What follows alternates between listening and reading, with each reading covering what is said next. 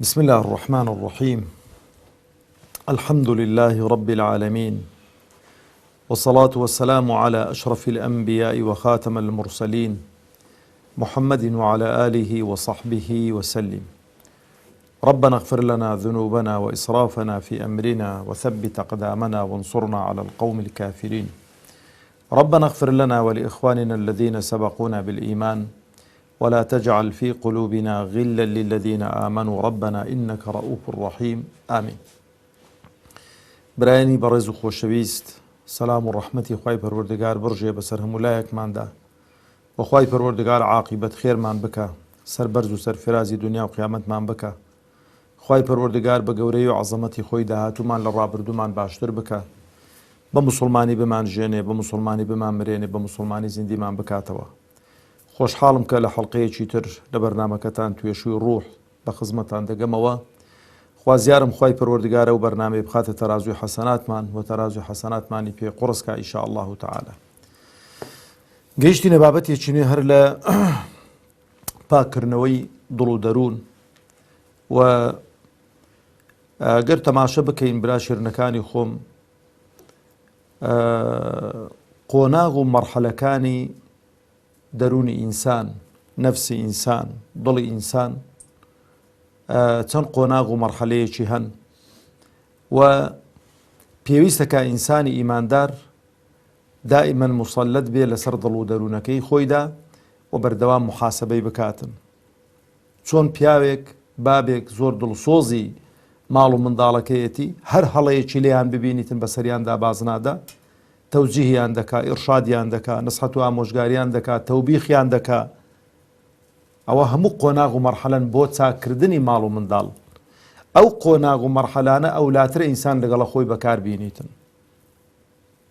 ئەو نەفسەمان ئەگەر بۆ خۆمان جار بەجار تەوبیخی نەکەین، گلەیی لێ نەکەین، محاسەبەی نەکەین، سەرزەنشتی نەکەین، بەخوا بەسەرمان دازاڵ دەبێتن.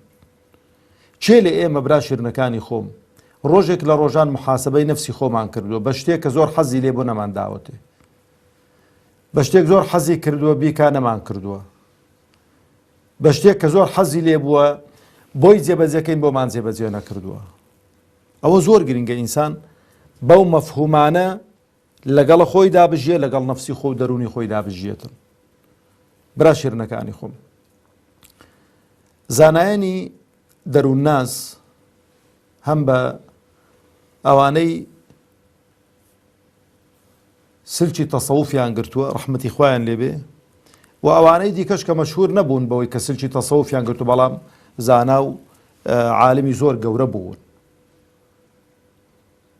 هەمیان لەسەر ئەوەی متتەفیقن کە نەفسی ئینسان کاتێک بۆ خوا دەسوڵحەیە کە بیمرێنی،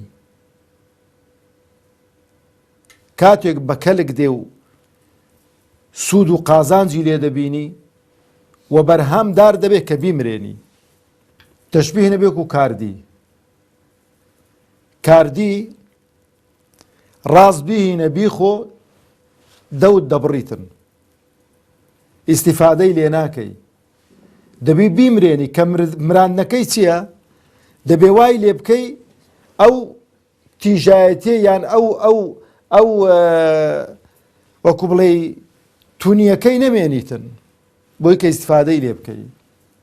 ئەو دڵی ئێمەش هەتاوەکو بەسەری دازاڵ نەبین، نەیمرێنین بەوەی کە نەچینە ژێرباری ئەمر و فەرمانەکانی. دڵ یەک تەبیعاتی هەیە برا شیرنەکانی خۆم، جارێک دوو سێ جار پێنج ئەمرت پێ دەکا، گە بە قسەت نەکرد تەواو تۆبەی دەکات، جورەت ناکات جارێکی دیکە شتانت لێ داواکاتەوە. یعنی وەکو منداڵێک کە دێ دەڵێ بابە ئەوم بۆ بکڕە، دەڵێ کوڕم بە کەلک نایە، دێتەوە دەڵێ بابە ئەوم بۆ بکڕە، کوڕم بە کەلک نایەت، بابە ئەوم بۆ بکڕە، کوڕم ناڵێم بە کەلکت نایەتن. ئەوجا بابە ئەوم بۆ بکڕە، کوڕم ئەو بە کەلک نایە، لەبەر ئەو زەرەرە و ئەو زەرەرە و ئەو زەرەر و ئەو زەرەرەی هەیە. باشە بابەجێ کۆتایی دێتن، بەڵام بەجارێک کۆتایی ناکاتن، بە دوان کۆتایی ناکات، یە هەمووشتان ماڵ و منداڵتان هەیە. دەبێ ئەسبابەکانی بە کەلک نەهاتنی بۆ ڕوونکەیەوە، دەبێ قەناعەتی پێ بکەی، باوەڕت بە حیوار بێ، دەبێ ئەو دڵی خۆشت وا لێ بکەی، هەر کاتێکی ئەو دڵت وا لێ کرد جورئەت ناکات داوایشتی خراپت لێ بکات بۆ چکە دەتناسیتن تەجروبەی کردووی یعنی ئێستا تو حیساب کە ئەتۆ لەگەڵ ڕوحەکەت یان لەگەڵ نەفسەکەت یان لەگەڵ دڵەکەت دوو نەفەرن لە یەک جەستەیدا ئەو دڵە ئەو نەفسە داواکاری هەن ئەتۆش داواکاریت هەن کامەیان زاڵتر بوو بەسەر ئەوەی تریاندا ئەوەی دیکە ئیستیغلال دەکات باری قڕز دەکات دڵ زاڵ بوو نەفس زاڵ بوو بەسەر ئینساندا باری قڕز دەکات هەرچی خراپەیە پێی دەکات بەڵام ئەگەر ئینسان زاڵ بوو ئەو دڵەی مسەخەر دەکا بۆچی بۆ گوێڕایەڵی ئەمر و فەرمانەکانی خوا جا لەبەرەوەی دەفەرمون عولەما ڕەحمەتی خوایان لێبێ هەر کەسێک کە دڵەکەی خۆی نەمرێنێتن بەو مانایی کە ئیطاعە و گوێڕایەڵی خاوەنەکەی بکاتن ناتوانێت گوێڕایەڵی خوای پەروەردگار بێت تەبارەک و تەعالە ئەو جەبرا شیرنەکانی خۆم خەڵک دوو جۆرن جۆرێکیان نەفس و دڵ و دەروون زاڵ بۆ بەسەریاندا و مراندوونی زۆرێکیان نەفسی ئینسان دڵی ئینسان بەسەر خاوەنەکەی دازاڵە کە بەسەری دازاڵ بوو هەرچی خراپەیە پێی دەکات لە بەینی دەبات دەمری دەکات ئالە فکرتان نەچێت لە دەرسەکانی ڕابردوو تو بزانای قسێکی زۆر جوان دەکات دەڵێ تەعەجوبم دێ خەڵک بۆ خەڵکێکی دەگریە کە دەمریتن بەڵام بۆ خەڵکێکی ناگریە کە دڵی مردووە خۆی ئەوەی کە دڵی مردووە ئەولاترە بۆی بگریەی بچی سەرخۆشی لێ بکەی بەخوا چووکە کابراگە دڵی مرد هەتا ئێوارە با بە خۆی زیندوو بێتن بەکەلک یەک فلس نایەت و ئەو کەسەی کە دڵی دەمرێتن و دڵی بەسەردا نەفسی بەسەردا زاڵ دەبێ ئەو ئینسانەی تووشی هیلاکەت دەکات هەموو مەوازینەکانی لا دەگۆڕێن دیقەتتان لێ کردو برا شیرنەکانی خۆم کەسێک دەبینی هەندێک شت دەڵێت و پێت سەیرە هەندێک قسە دەکات پێت سەیرە هەندێک هەڵوێستی هەن پێت سەیرە هەندێک تێڕوانینی هەن پێت سەیرە بۆ چکە تۆ دەزانی سەتاسەد ئەوە هەموو پێچەوانەی فطرەتی سەلیمن پێچەوانەی شەریعەتن پێچەوانەی ئەمر و فەرمانەکانی خوا و پێغەمبەری خوان دەزانی ئەو ئینسانە ئەگەر بێتەوە سەرخۆ هۆش و بیر و هەستی لە لای خۆ بێ لە خۆی ناوەشێنێتەوە قسانە بکات لەبەرەوەی تەماشای خۆمان کەن هەر خۆمان خوای گەورە تەبارەک و تەعالە کە لێچێک لە ئایەتەکان معاتەبەی هاوڵانی پێغەمبەر دەکا عەلەیهی سەڵات وسەلام کاتێک کە وەکو بڵێ بە نەوعێک لەگەڵ ئەهلی کوفر و ئەوانە معامەلەیان کردووەیانەوە تا تەبەیونی ساچیان نەکردو دەفەرمێ کەذالکە کنتم من قبل فتەبەینوا ئەنگۆش وەچی وان بوون پێشی ئەو پەلەپەلەی مەکەن تەبەیونکەن لە شتەکەی یعنی هەر یەکێک لە ئێمە کە تەماشای ژیانی خۆی دەکاتنەگە 20 ساڵ 25 ساڵ هەمانە 30 ساڵ 40 ساڵ بچینەوە دواوە شەرم دەکەینەوە لە هەڵسو کەوت و معاملەیە کە کردومانە لە ژیانی خۆماندا هیچ بووە خۆمە هەمان شەخصین هەمان ئینسانین هەمان ئادەمی زادین بەس حاڵەتەکە گۆڕاوە ئەو کاتەی نەفسەکەمان بەسەرمان دازاڵ بوو ئێستانە کە تۆ بەسەر نەفسەکەت دازاڵی ئێستا حەرەکات و سەکەناتت بە ئاراستەیەک دەڕوا ئەو کاتێ حەرەکات و سەکەناتت بە ئاراستەیەکی دیکەدا دەڕۆیی لەبەرەوە زۆر گرنگە ئینسان دائیمەن محاسبەی خۆی بکاتن لەبەرەوەی ئەو کەسەی کە نەفسەکەی بەسەری دازاڵ دەبێ و جڵەوی ئەو ئینسانەی دەگریتن ئیلا بۆ شوێنی خراپی دەبات وەکو مێشە ڕەشکەی پرژینێکی قایم بێ بەس لەسەر شتی پیس هەڵدەنیشێتن طبیعەتی مێشە هەنجوینەکەی کە پێغەمبەری خوا عەلەیهی سەڵات وسەلام ئینسانی ئیماندار دەشبهێنیتن بە مێشە هەنجوین طبیعەتی مێشە هەنجوینەکەی لا دەدات بەلای شتی چاک داناچیتن وەکو هەرسێ هەتا بۆگەنینەکە نایخوات، ئەوش هەتا حەرام هەبێ بەلای حەڵاڵی داناڕوات، بە حەڵاڵی بدێ نایخوای لا دەبێ بە حەرامی بخوات. و جۆری دووەمیان برا بە ڕێزەکانی خۆم، خەڵکێک زاڵ بۆ بەسەر نەفسی خۆیدا، جڵەوی نەفسی خۆی مەحکەم کردووە، لغاوی نەفسی خۆی کردووە، وای بەکار دێنیتن کە لە چوارچێوەی ئەمر و فەرمانەکانی خوا دەرنەچێتە تەبارەک و تەعالە. ئەوە ئەسڵی چییە؟ ئەسڵی ئیبتیلا و ئیمتیحانە برا شیرنەکانی خۆ. ئەسڵی چییە؟ ئیبتیلا و ئیمتیحانە. لەبەرەوەش تەماشەکەن خوای پەروەردگار تەبارەک و تەعالە چ دەفەرمێ؟ فەئەمما مەن طەغا، یعنی چی؟ فەئەمما مەن طەغا یعنی ئەوەی کە زێدەڕۆیی دەکا لە تاوان و لە گوناه و لەسەر پێچی ئەمر و فەرمانەکانی خوا. گەلێک جارە من بەڕاستی و ئاەتە دەڵێم خۆمان هەڵوەستەی لە بەرامبەر بکەین، ئەوەی کە دەیوێ بزانیتن کە ئەهلی بەهەشتە یان ئەهلی دۆزەخە پێشەوەی کە لە دنیا بچێتە دەر بۆ خۆی دەزانێت داخۆ بەهەشتی یان دۆزەخیە. خوا پەناماندا زۆر حەزەکەین بزانین داخوا چینە بەهەشت یانە چینە دۆزەخ، ونیە؟ دەوەڵاهی چوینەوە هەمومان بە ئەو ئاەتە دانیشین ئاوا فکری لێ بکەینەوە، بۆ خۆت بڕیار لەسەر خۆت دەدەی داخوا چێ بەهەشتە یان دەچێت جەهەنەمێ. چاک گوێ لێ ڕابگرین. دەفەرمێ فەئەمما مەن طەغا، ئەوەی کە توغیان دەکا. توغیان چییە؟ زێدەڕۆیکردنە لە سەرپێچیکردنی ئەمر و فەرمانەکانی خوا، یعنی هەرچی خوا پێی ناخۆشە دەیکات بە زیادەوە، بە زیادەوە. ئەو جا چ دەفەرمێ؟ وآثر الحياة الدنيا، وآثر الحياة الدنيا، ژیانی دنیا تەفزیل دەکا بەسەر ژیانی ئاخیرەتدا. حیساب بۆ دوا ڕۆژ ناکاتن، حیساب بۆ حەشر و حیساب ناکا، حیساب بۆ زیندووبوونەوە ناکا، لەبەرێ هەرچی لە دەستی بێتن چ دەکا؟ درێغی ناکاتن. هەموو جوهد و هەوڵ و تێکۆشانی بۆ چێ؟ بۆ دنیایە. وآثر الحياة الدنيا. ئەو جا خوای گەورە چ دەفەرمێ؟ دوو پێناسەی کورت لە بۆ چێ؟ لە بۆ دۆزەخیان.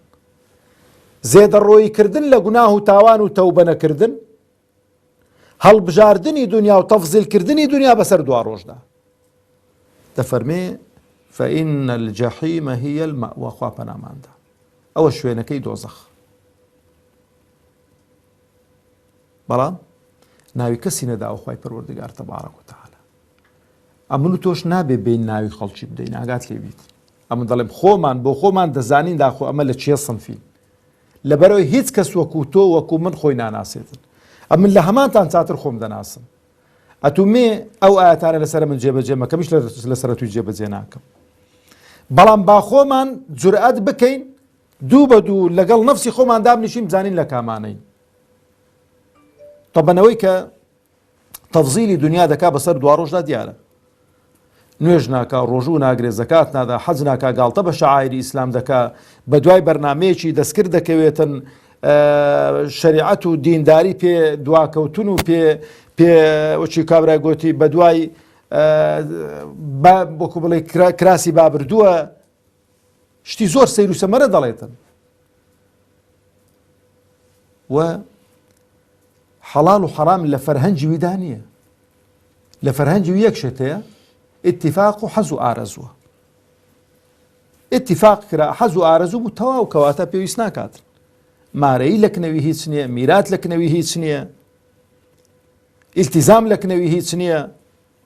قەناعەتی وایە محەممەد المستەفا عەلەیهی سەڵات وسەلام کە عەرەب بۆ لە بۆ کوردان نەهاتووە، لە بۆ فارسان نەهاتووە، لە بۆ تورکان نەهاتووە. ئەو جۆرە سەیر و سەمەرانەی بۆ دروست دەبن. کەواتە کوردەواری خۆمان کە دەڵێت دار هەڵبەرە سەی دەستدیارە، بەجددی یان ئێستا بینە مەسەلەن پەرژینێکی قایم بێ لە مەجلیس و لەوانەی کە گوێشیان لێمان دەبێت لەو بەرنامەیە، یعنی ئەگەر دزێک لە ناو هەزار کەسی بێ، ئەگەر باسی دزت کرد و گوت بیگرن دزە کابرا ڕادەچڵەچێتن لە شوێنی خۆی بەبێ کە ناویشی بدەی. ئەوجا خی پەروەردگار پێناسەی سنفی دووەممان بۆ دەکات ئەوە سنفی یەکەمە کە گوتمان چێن نەفسەکەی بەسەری دازاڵ بووە بەرەو چێن دەریبر بەرەو هیلاکەتی برد فإن الجحيم هي المأوى صنفي دوميان دفرمي وأما من خاف مقام ربه يا ربي خويا لو أنا ما بجري ضل أواني كترسي أويان هي يقينيان هي كروجك للروجان روبروي خواي پروردگار راده وسط وأما من خاف مقام ربه يعني سي خاف مقام ربه يعني كابرا لترسي أو روجي كروبروي خواي پروردگار دوستيته وخواي پروردگار ڕای دەگەرێت و پێغەمبەر دەفەرمێ عەلەیهی سەڵات وسەلام هەمووتان بەبێ ئەوەی کە تەرجومانێکتان لەما بەین بێ خوای پەروەردگار نزیکتان دەکات و قسەتان لەگەڵ دەکات لێپرسینەوەتان لەگەڵ دەکات و کردەوە و ئەعمالی خۆتان پیشان دەداتەوە جا ئینسان ئەگەر حیسابی ئەو ڕۆژەی بکات چ دەکات لە دنیا کردەوەی خراپ ناکات ئەو مەبەستێتی وأما من خاف مقام ربه ئەگەر ئینسان لەو ڕۆژەی ترسا هەرچی خوا ئەمری فەرموو جێبەجێ دەکات ئەوەی کە لە توانایدایە بە جوانترین شێوە ئەدایەکی چاک دائما ئەفضەلیەتەکەی هەڵدەبژێریتن چاکەکەی هەڵدەبژێری نوێژ واجبە